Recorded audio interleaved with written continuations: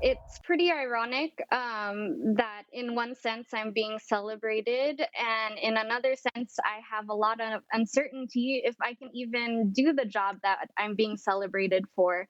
I've honestly had a hard time, and I try to focus on my work so that I can still contribute and show the community that DACA workers are valuable, contributing participants in this fight against a global pandemic.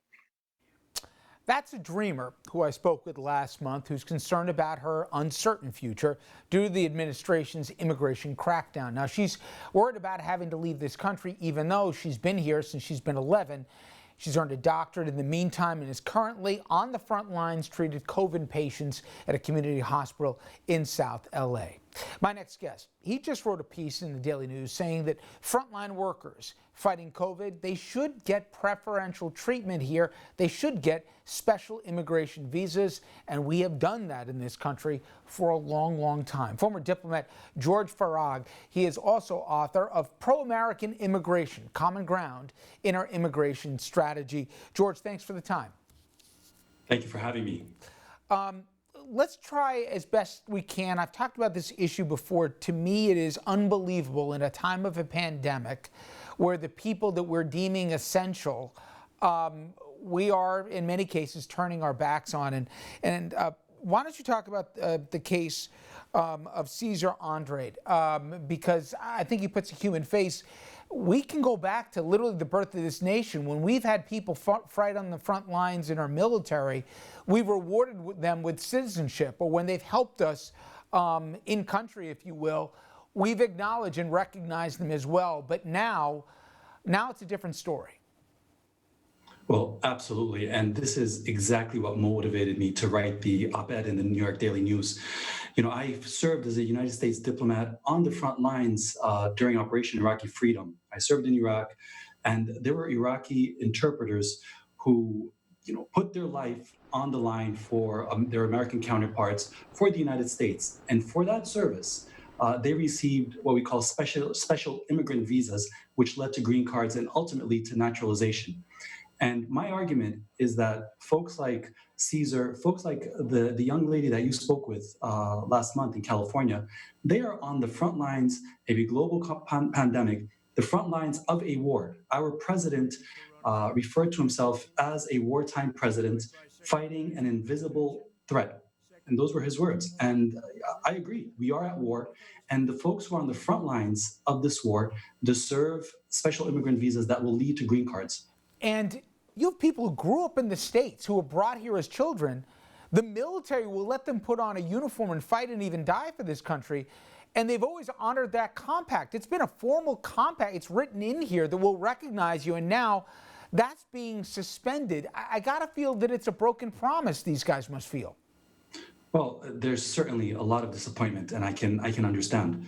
I put myself in their position, doing their duty to the country and feeling unrewarded. It's a dark feeling, and it's a feeling of a lot of emptiness inside. And I'm hoping that our country will do right by them. And again, this is what inspired me to write the op-ed, and it's what's inspiring me to try and make this issue heard for folks who don't know about special immigrant visa, who don't know about these opportunities that exist.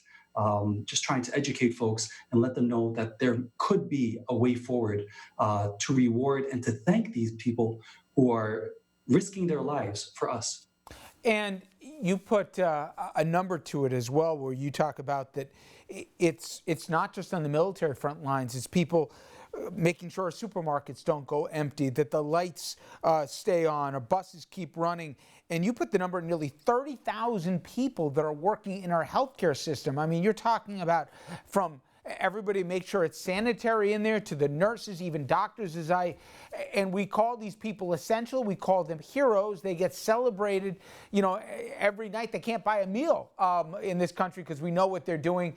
But yet they face the specter that the country may say, thanks, but no thanks. You're not wanted here. It's amazing. It is amazing. And the 30,000 that you're referring to, those are the folks in the healthcare sector. In addition to them, there's almost 200,000 DACA recipients who are involved in one way or another on the front lines of the COVID pandemic. And they are indeed the folks who are keeping our lights on, they're keeping our transportation system running, they're keeping our supply line for food intact. And they need to be recognized.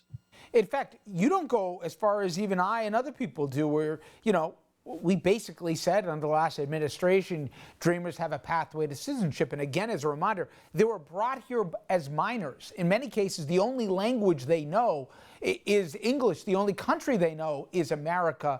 But you say you're not even talking about all Dreamers. You're talking about the essential Americans who have put their necks literally on the line here, both in the pandemic or fighting for this country, where you believe they ought to be prioritized. The polls, they support that way of thinking overwhelmingly. That's what's interesting here. The American public seems to get it. I put myself in their position. I came to the United States. I immigrated to the United States when I was a young child. And I imagine somebody telling me, okay, you can no longer stay in the United States. You need to go back to the country where you, quote unquote, came from. And what a nightmare that would be for me. And what you're saying is absolutely correct. I'm not asking for a path to citizenship for all DACA recipients at this point. In the book that I wrote, Pro-American Immigration, the subtitle is Common Ground in Our Immigration Strategy. And that's what I'm trying to do here and in other areas of our immigration policy, is to find some common ground. And I think by asking for green cards, special immigrant visa green cards for the folks who are on the front lines of the pandemic that has shut down an entire world, I think that is a common ground that we can agree on. And more than the morality of it or the ethics of it, it's just dumb. If you want to talk, at least from my experience, and George, you disagree, if you want to talk about the most patriotic people who have love of country, we've educated these folks here. They'd be valuable contributors to this country, let alone the ones that are already doing much more than most of us for this country. These would be the people that we don't want part of the American fabric. I mean, it's not just hard-hearted, it's just short-sighted. Doesn't make sense. It doesn't make sense. And I am hoping, honestly, I am hoping that perhaps it's something that folks have not thought about in our government. The similarities between what the DACA recipients are doing at home in the United States and what the Iraqis and the Afghanis were doing on the front lines for the United States abroad. So perhaps that connection has not been made, and I'm just trying to bring that to the fore. And that's what I'm hoping for, that somebody's going to say, okay, this argument makes sense. Let's give this a shot.